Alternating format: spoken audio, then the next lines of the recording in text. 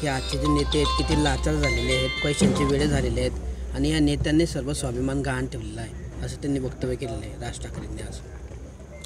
मी कोणाच्या बाबतीत बोलले मला त्याची कल्पना नाही. सर्व नेते जे आहेत सध्याचं राजकारण जे आहे त्यावर त्यांनी टीका केलेली आहे.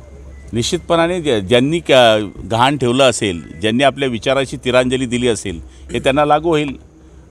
आम्ही जे पक्षांतर केलेलं आहे असं जर तुम्हाला वाटत असेल की त्या बाबतीमध्ये ते बोलले तर मुळीच आम्हाला त्या गोष्टीचा राग नाही. याचं कारण आम्ही ज्या भगव्या झेंड्याच्या विचारानं पक्षाचं काम केलं आणि 35 वर्ष घासलो ते विचार आम्ही सोडलेले नाही. ज्यांनी विचार सोडले असतील त्यांना हे लागू होईल.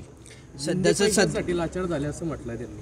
जे लाचार असतील पैशांकरता ते झाले असतील. 35 वर्षात जे आम्ही लाचार झालो नाही तर आज काय लाचार होणार आहे. सध्याचं राजकारण जे चाललं आहे ना त्यांचं म्हणणं आहे की काही दिवसांनी या राजकारणामुळे विदर्भाचे आणि महाराष्ट्राचे सुद्धा तुकडे होतील असं सुद्धा त्यांनी म्हटलेलं आहे. ते राज ठाकरेंचे विचार आहेत आणि या विचारांवर महाराष्ट्र चालेल की नाही हे मला माहीत नाही.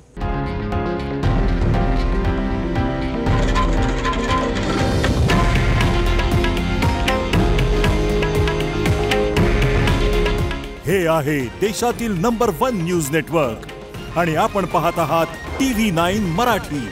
काळजी तुमची, हित महाराष्ट्राचं.